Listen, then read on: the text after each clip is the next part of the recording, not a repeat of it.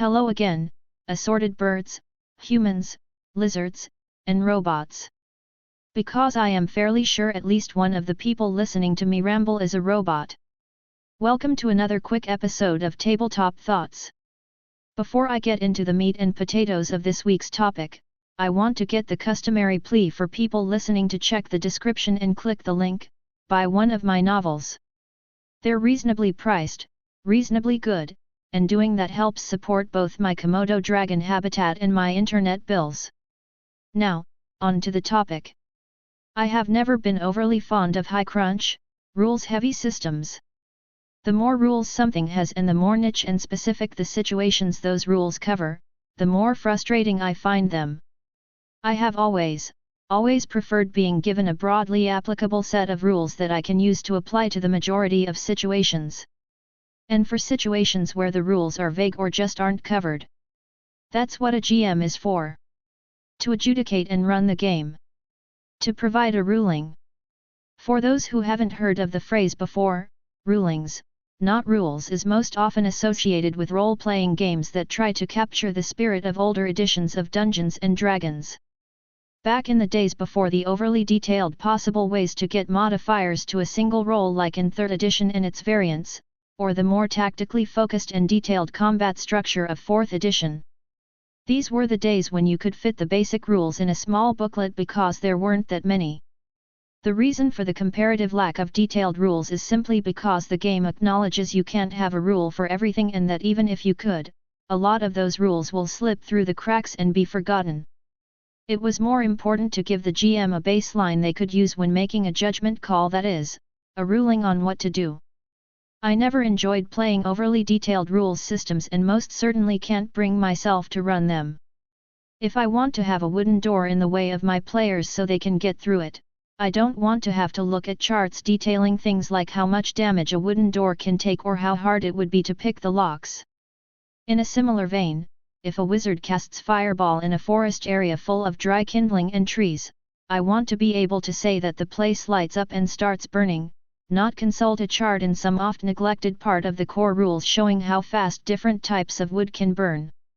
I want to just make a ruling on what happens based on what makes sense at the table so we can move on and keep playing.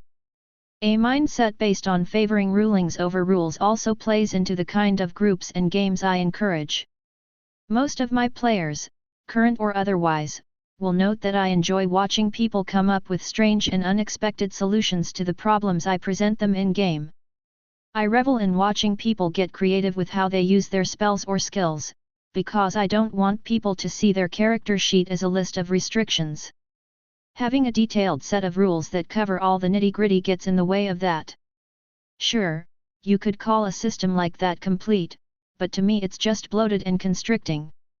It also ignores the fluid nature of a tabletop campaign and how critical it is to keep the pace and not let it be interrupted by prolonged checking of rulebooks. In many ways, the mindset is one that has helped me better adapt on the fly to the craziness my players will inevitably do. I stopped worrying about knowing all the rules off the top of my head, instead relying on my players to know which rules apply to their characters and on just making rulings as I go, since I'm making stuff up as I go along anyway. It is a methodology that eschews structure and may even disregard preparation, especially since I apply this mindset to combat encounters and the things my players fight. What, do you really think I'm the sort of GM that memorizes monster stats and abilities? No.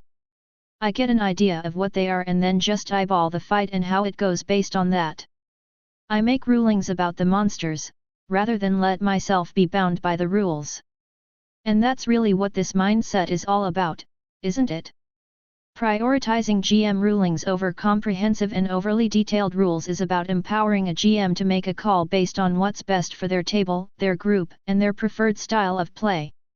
The rules are there to help you run the campaign, not hamstring you and remove your ability to make any meaningful decisions. On the player-facing side, it can encourage them to not look at their character sheets as their only options and instead work within the fiction that the characters are in. I like it better when me and my players manage to put together a good one out of random dice rolls, off-the-cuff ideas, and the occasional bit of complete nonsense.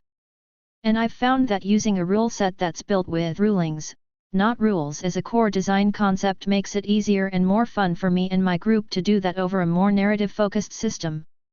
Especially if that narrativist system has rules on how to actually make that narrative play out. I already know how I do that, and I don't need anyone telling me I'm doing it wrong. You know, this turned out both longer and more randomly rambling than I thought it would. Anyway, that will be all for this week.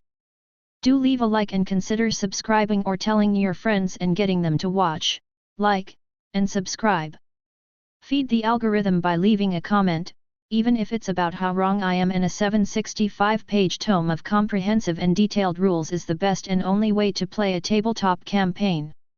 See you next time, where I might consider covering a topic I don't often see addressed in a tabletop RPG context. Or just whatever comes to mind. We'll see.